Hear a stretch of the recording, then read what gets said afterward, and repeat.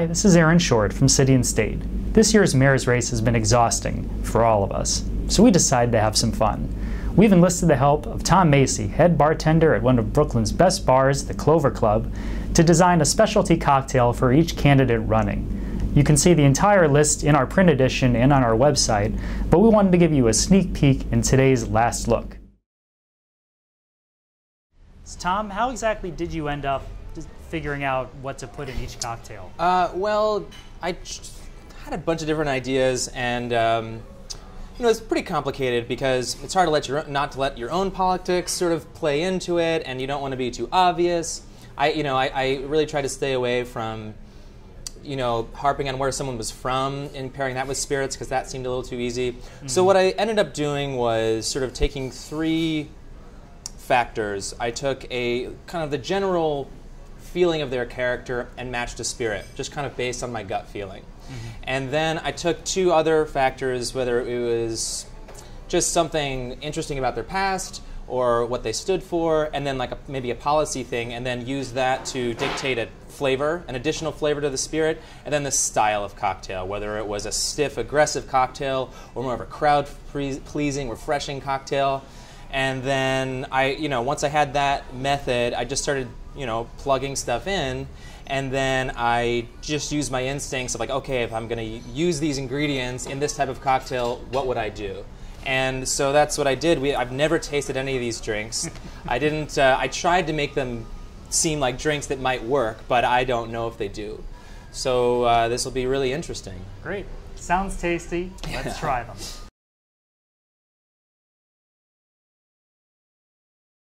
Christine Quinn, I thought that's a personality that is sort of big and bold and not exactly for everyone, but, is very impressionable. So to me, that just sounded like tequila. Tequila. Since she's been the front runner and she's very recognizable, it should be a relatively crowd-pleasing cocktail. So this is going to be a sour-style cocktail, not too stiff, nice and balanced, something that a lot of people, that's accessible to a lot of people.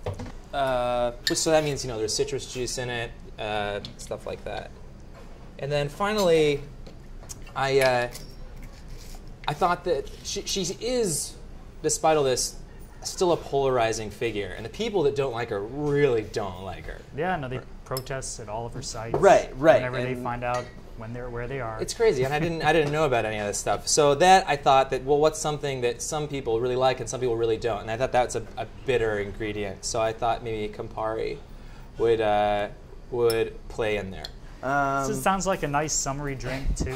Yeah, so I think this will right be. Into fall. I think that this will be. I think anyway. For her sake, past the primary and into the runoff. Right. Yeah. Right. Hopefully for her sake. What kind of glass are we going to put this in? So this is going to be served up.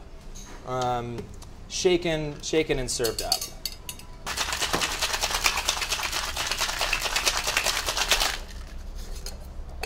All right. Christine Quinn. I usually straw taste my drinks, but I don't know what this is supposed to taste like, so I guess there's really no... We'll do that later. Yeah. Wow, that's a handsome color. Looks beautiful. It looks good on paper. And then we're going to garnish this with a grapefruit twist, purely because I thought that it would go well with these flavors. Good stuff. A little bit of South Florida. All right, I'll let you do the honors here. Great. Christine Quinn cocktail.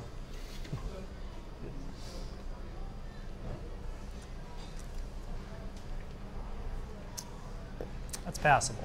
Passable? No, it's pretty good. It is a little. It's a little bitter. Strong. It's strong. It's very strong. I think this is totally good though. It's a little bitter. I honestly, if I were gonna make this for the menu, I might pull back on the Campari a little bit, even though I didn't use very much. It's dominating a little bit. I think it's an acquired taste. Of course, that just so is Chris. Right. I was gonna say it's so hard to talk about this without making constant double entendres.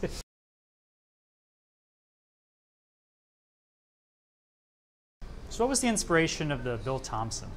So Bill Thompson generally seems like a very easygoing, smooth-talking kind of guy. So that sounded like bourbon to me.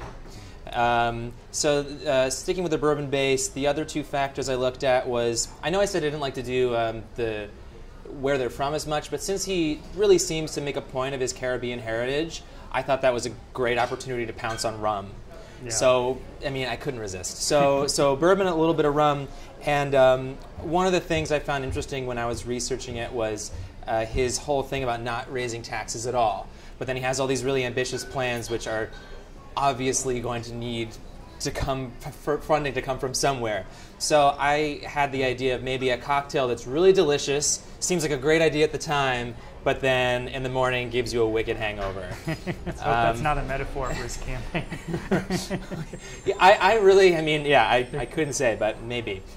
This is sort of a riff on a rum old, or on like a bourbon rum old fashioned.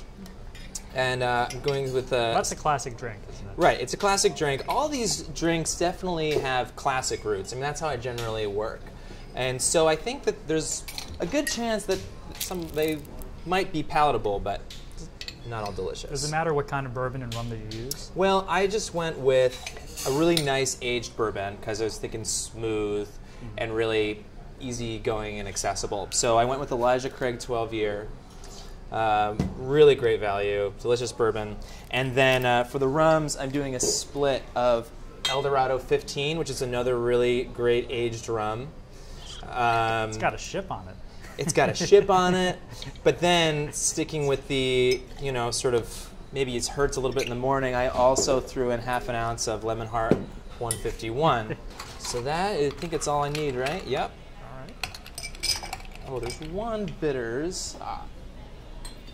One more I want to throw in So why there. the bitters? Well, sticking with the old-fashioned variation, an old-fashioned by definition, or really a cocktail by definition, is spirit, sugar, water, or ice, and bitters. So we got our spirit, our rum, and our bourbon. We've got our water, the ice. I threw in a little cane sugar just to give it a little bit of sweetness. Oh. And then the bitters just give it a little more depth. Otherwise, it would just be like sweetened spirit. And since this is all alcohol, there's no juice or anything in it, we can just stir it instead of shaking it.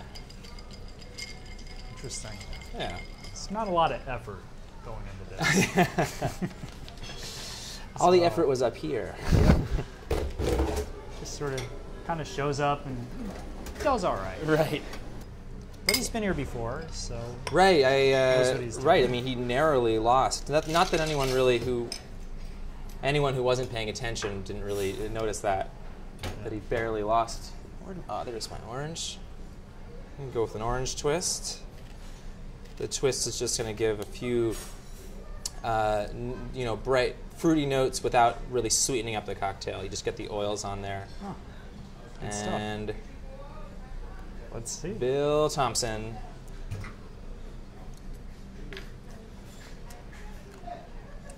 Wow, it really just gets in there, doesn't it? Right. Pretty intense, huh? I think that's really good. That is. I think that's delicious. That is really smooth. It's right. It's very smooth. It's definitely a spirit-forward drink. Not everyone's gonna like this drink. It's very potent, but it's a sip, like a smooth sipping cocktail.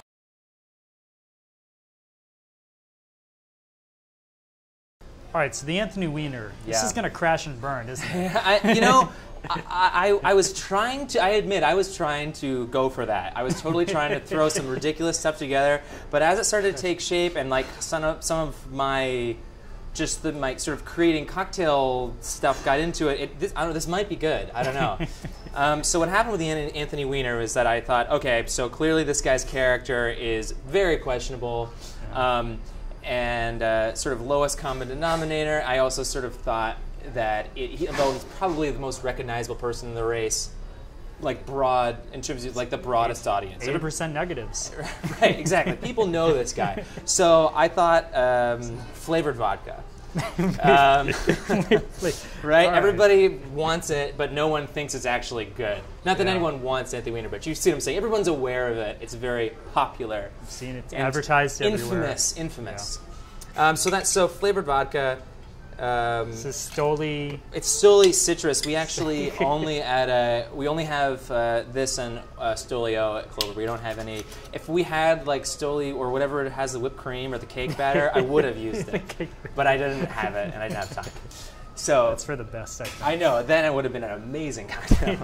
And then I couldn't resist throwing in an ounce of George Dickel Tennessee whiskey.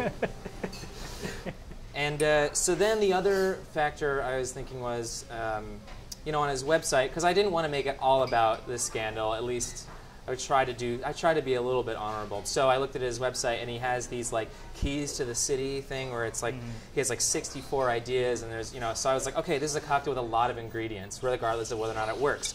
And so I started throwing in ingredients. I was like, I'll throw in some lemon juice. I'll throw in a little bit of lime juice. How much pineapple juice did I put in there? Another half an ounce of pineapple juice.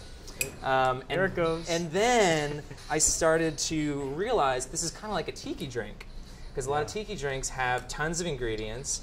And I already had pineapple juice. And then I was like, oh, what about a little bit of passion fruit syrup?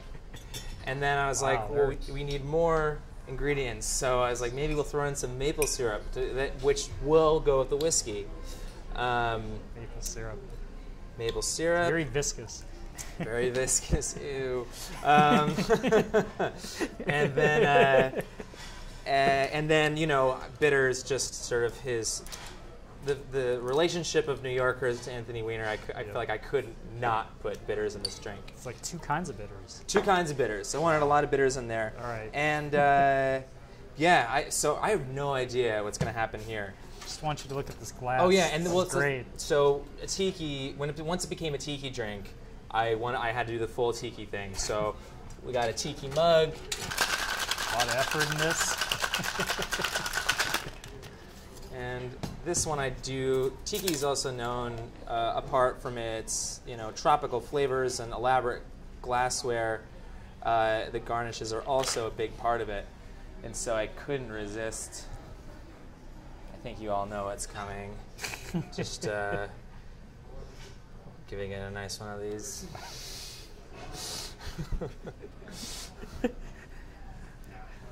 And closed umbrella. The umbrella cannot be opened. Right.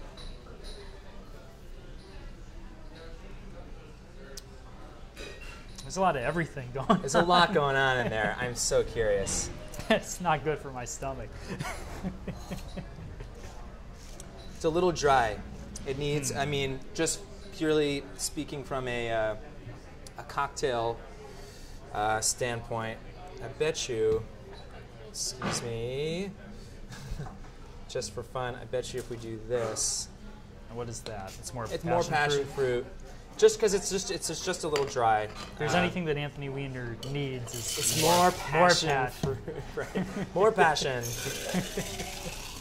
I heard him on the debate. I was like, he's certainly seems passionate. That's his moments.